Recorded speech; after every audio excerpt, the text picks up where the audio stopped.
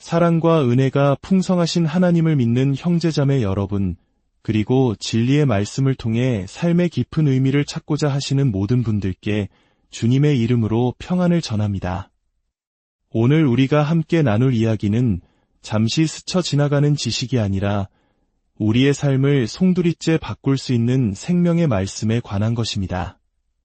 만약 오늘 이 말씀이 여러분의 마음에 작은 울림이라도 준다면 구독과 공유를 통해 이 은혜를 더 많은 이들과 함께 나누어 주시길 바랍니다.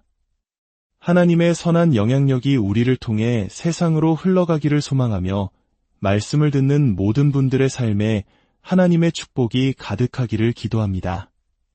오늘 우리는 성경의 한가운데서 가장 실천적인 지혜를 담고 있는 책, 바로 야고보서를 들여다보려고 합니다. 먼저 야고보서 1장 18절부터 27절까지의 말씀을 함께 들어보겠습니다. 그가 그 피조물 중에 우리로 한 첫 열매가 되게 하시려고 자기의 뜻을 따라 진리의 말씀으로 우리를 낳으셨느니라. 내 사랑하는 형제들아, 너희가 알지니 사람마다 듣기는 속히 하고 말하기는 더디하며 성내기도 더디하라. 사람이 성내는 것이 하나님의 의를 이루지 못함이라. 그러므로 모든 더러운 것과 넘치는 악을 내버리고 너희 영혼을 능히 구원할 바 마음에 심어진 말씀을 온유함으로 받으라. 너희는 말씀을 행하는 자가 되고 듣기만 하여 자신을 속이는 자가 되지 말라.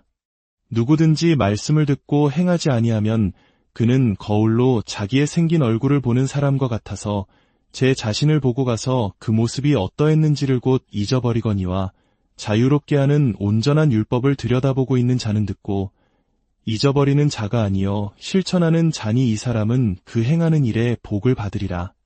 누구든지 스스로 경건하다 생각하며 자기 혀를 제갈 물리지 아니하고 자기 마음을 속이면 이 사람의 경건은 헛것이라. 하나님 아버지 앞에서 정결하고 더러움이 없는 경건은 곧 고아와 과부를 그 환난 중에 돌보고 또 자기를 지켜 새 속에 물들지 아니하는 그것이니라. 아멘. 이것은 하나님의 말씀입니다. 야고보서는 우리에게 아주 근본적인 질문을 던집니다. 만약 당신이 그리스도를 믿음으로 하나님을 만났다면 당신의 삶은 구체적으로 어떻게 달라져야 하는가? 당신의 믿음은 실제 생활 속에서 어떤 모습으로 나타나는가? 이것이 바로 야고보서의 핵심 주제입니다. 오늘 본문은 특히 중요한 사실 한 가지를 알려줍니다. 우리가 하나님과 새로운 살아있는 관계를 맺게 되면 반드시 하나님의 말씀, 즉 성경과도 새롭고 살아있는 관계를 맺게 된다는 것입니다. 그리고 이 새로운 관계는 세 가지 특징으로 나타납니다. 첫째, 말씀 앞에서 겸손해집니다.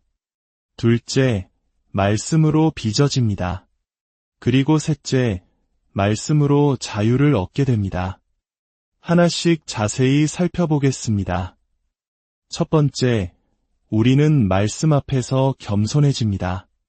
18절은 이렇게 말합니다.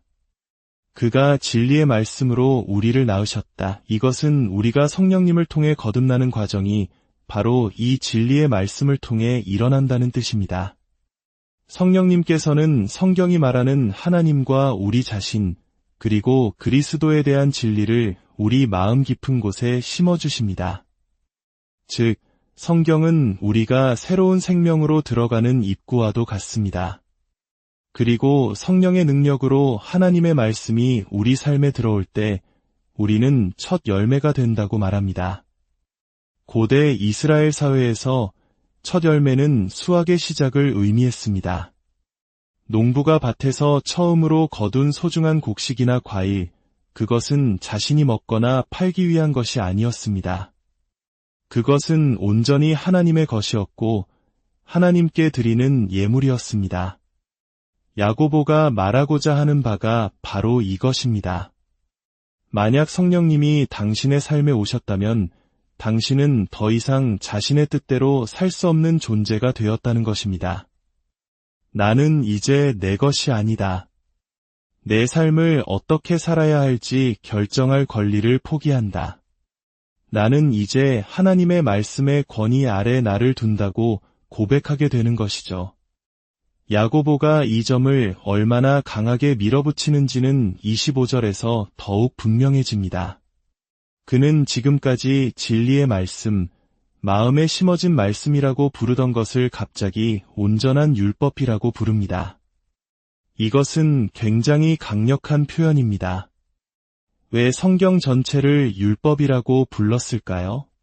물론 성경에는 십계명과 같은 율법이 있지만 역사 이야기, 시, 비유 등 율법이 아닌 부분도 많습니다. 하지만 성경 전체를 율법이라고 부른 것은 야고보만이 아닙니다. 예수님께서도 시편을 인용하시며 너희 율법에 기록된 바라고 말씀하신 적이 있습니다. 시는 율법이 아닌데 말이죠. 예수님과 야고보가 성경 전체를 율법이라고 부른 이유는 성경의 모든 부분이 우리의 삶을 이끄는 기준, 즉 규범이 되기 때문입니다. 단순히 명령뿐만 아니라 성경 속 인물들의 이야기, 하나님의 약속, 심지어 비유와 상징 하나하나까지도 우리 삶의 모든 영역을 빚어가는 하나님의 권위 있는 말씀이라는 것입니다. 마치 이런 것과 같습니다.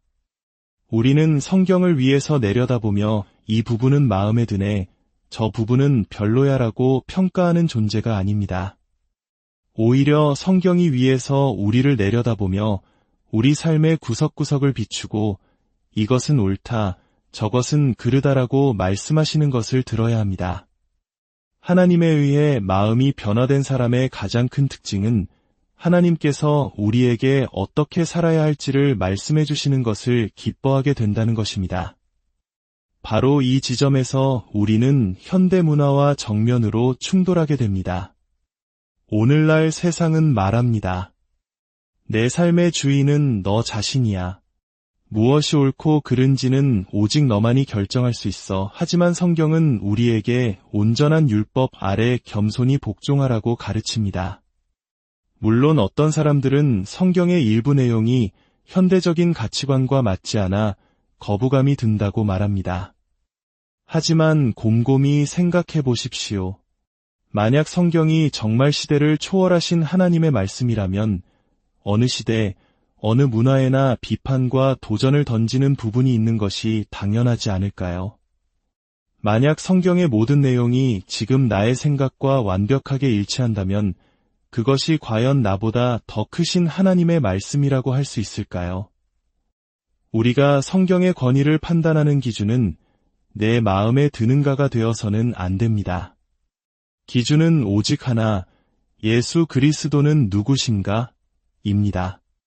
만약 예수께서 하나님의 아들이시며 죽음에서 부활하셨음을 믿는다면 그분께서 온전히 복종하셨던 성경의 권위 아래 우리도 겸손히 복종해야 합니다. 두 번째, 우리는 말씀으로 빚어집니다. 그렇다면 우리가 진정으로 말씀의 권위 아래 겸손해졌는지는 어떻게 알 수 있을까요? 27절은 말씀으로 빚어진 삶과 교회의 모습이 어떠해야 하는지를 요약해서 보여줍니다. 하나님 아버지 앞에서 정결하고 더러움이 없는 경건은 곧 고아와 과부를 그 환난 중에 돌보고 또 자기를 지켜 새 속에 물들지 아니하는 그것이니라. 여기에는 놀라운 균형이 있습니다. 하나는 고아와 과부를 돌보는 것, 즉 사회에서 가장 연약한 이들을 향한 정의와 사랑의 실천입니다. 구약의 모든 선지자들이 한 목소리로 외쳤던 메시지입니다. 진정한 믿음이 있다면 반드시 가난하고 소외된 이들을 돌보게 된다는 것입니다. 다른 하나는 자기를 지켜 새 속에 물들지 않는 것, 즉 내적인 순결과 거룩함을 지키는 것입니다. 이것 또한 성경이 일관되게 강조하는 부분입니다. 하나님은 우리의 외적인 행동뿐만 아니라 내면의 순결함까지도 중요하게 여기십니다. 흥미로운 점은 세상의 이념들은 이 두 가지를 분리하려는 경향이 있다는 것입니다. 어떤 이들은 사회 정의를 외치지만 개인의 윤리에는 관대하고 또 어떤 이들은 전통적인 가치를 강조하면서 사회적 약자들의 고통에는 무관심하기도 합니다. 하지만 하나님의 말씀은 이 둘을 하나로 묶습니다. 사회적 책임과 개인의 거룩함은 결코 분리될 수 없는 참된 경건의 두 날개와 같습니다. 이것이 바로 우리가 세상의 사상이 아닌 하나님의 말씀으로 빚어지고 있다는 증거입니다. 마지막 세 번째, 우리는 말씀으로 자유를 얻게 됩니다. 도대체 어떻게 율법이 우리에게 자유를 줄 수 있을까요? 현대인들은 자유를 제약이 없는 상태라고 생각하는 경향이 있습니다. 법이나 규칙이 많을수록 자유는 줄어든다고 여기죠. 하지만 성경이 말하는 자유는 그런 부정적인 의미의 자유가 아닙니다. 성경이 말하는 자유는 본래 만들어진 목적대로 온전히 기능할 때 누리는 긍정적인 자유입니다. 물고기를 한번 생각해 보십시오. 물고기는 아가미와 지느러미를 가지고 있습니다. 물속에서 숨쉬고 물속에서 헤엄치도록 창조되었습니다. 만약 어떤 물고기가 나는 물속에만 갇혀 살고 싶지 않아, 땅 위를 걸을 자유를 원해 라고 외치며 무트로 뛰어오른다면 어떻게 될까요? 그 물고기는 잠시 자유를 얻는 것처럼 보일지 모르지만 결국 숨도 쉬지 못하고 움직이지도 못한 채 죽어갈 것입니다. 물고기에게 진정한 자유는 물이라는 제약 안에서 마음껏 헤엄칠 때 주어집니다. 물은 물고기를 구속하는 감옥이 아니라 생명과 자유를 주는 환경인 것입니다. 하나님의 말씀은 우리 영혼의 사용 설명서와 같습니다. 자동차를 만든 사람이 그 차에 가장 적합한 기름과 운전 방식을 알려주듯이 우리를 창조하신 하나님께서 우리 영혼이 가장 자유롭고 풍성하게 살아갈 수 있는 길을 말씀, 즉 성경을 통해 보여주시는 것입니다. 용서하라는 말씀, 거짓말하지 말라는 말씀, 간음하지 말라는 말씀은 우리를 올가매려는 족쇄가 아닙니다. 오히려 그것은 우리 영혼이 파괴되지 않고 창조된 본래의 아름다움을 마음껏 발휘하며 살아가도록 지켜주는 생명의 울타리입니다. 그렇다면 우리는 어떻게 이 말씀을 통해 변화되고 자유를 얻을 수 있을까요? 본문은 4가지 단계를 제시합니다. 첫째, 자세히 들여다보아야 합니다. 부활하신 주일 아침, 베드로가 비어있는 예수님의 무덤을 자세히 들여다보았던 것처럼 우리는 지적인 노력을 다해 말씀을 연구하고 묵상해야 합니다. 둘째, 말씀을 거울처럼 보아야 합니다. 말씀은 단순한 지식의 집합이 아닙니다. 그것은 살아있어 우리 자신을 비추는 거울입니다. 성령님께서는 말씀을 통해 우리의 죄를 깨닫게 하시고 위로하시고 상담해 주십니다. 셋째, 꾸준히 실천해야 합니다. 말씀을 듣고 깨닫는 것에서 그치지 않고 힘들고 어려워도 매일의 삶 속에서 그 말씀을 살아내려고 노력해야 합니다. 그리고 마지막으로 이 모든 과정을 통해 우리는 복을 받고 자유를 얻게 됩니다. 하지만 여기서 우리는 한 가지 중요한 사실을 기억해야 합니다. 종교개혁가 마르틴 루터는 하나님의 말씀을 깊이 들여다보면 볼수록 자신이 얼마나 부족하고 죄 많은 존재인지를 깨닫고 절망에 빠졌습니다. 율법은 그에게 자유가 아닌 정죄와 속박을 가져다 주었습니다. 그렇다면 무엇이 문제였을까요? 그것은 그가 말씀 속에서 자기 자신만 보았기 때문입니다. 우리가 말씀을 들여다볼 때 우리는 부족한 우리 자신만 보아서는 안 됩니다. 우리는 그 말씀 전체를 온전히 살아내신 단 한 분, 바로 예수 그리스도를 보아야 합니다. 예수 그리스도는 하나님의 말씀을 완벽하게 순종하신 유일한 분이십니다. 그리고 그분은 우리가 율법을 어긴 죄의 대가를 대신하여 십자가에서 죽으심으로 율법의 요구를 완전히 이루셨습니다. 그러므로 우리가 말씀을 통해 우리 자신의 죄인됨을 깨닫고 동시에 우리를 위해 율법을 완성하신 예수 그리스도를 바라볼 때 비로소 말씀은 우리에게 정죄의 도구가 아닌 은혜와 자유의 통로가 됩니다.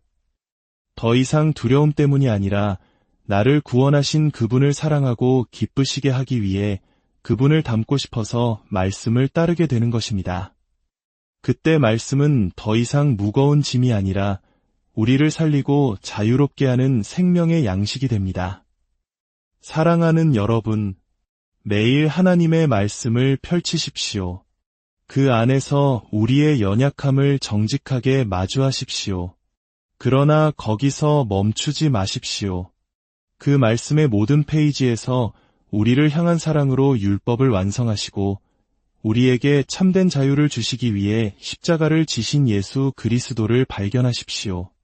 그럴 때 하나님의 말씀은 우리를 겸손하게 하고 아름답게 빚어가며 세상이 줄 수 없는 참된 자유로 우리를 인도할 것입니다.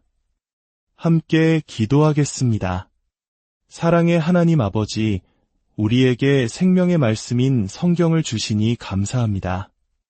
우리가 말씀을 대할 때마다 우리의 부족함뿐만 아니라 우리를 위해 모든 것을 이루신 예수 그리스도를 보게 하옵소서. 그리하여 말씀이 우리에게 짐이 아니라 기쁨이 되게 하시고 속박이 아니라 참된 자유를 누리는 통로가 되게 하여 주옵소서. 우리의 삶이 날마다 주님의 말씀으로 빚어져 고아와 과부를 돌보는 사랑의 실천과 새 속에 물들지 않는 거룩함을 통해 하나님께 영광 돌리는 삶이 되게 하옵소서. 이 모든 말씀, 우리를 구원하신 주 예수 그리스도의 이름으로 기도드립니다.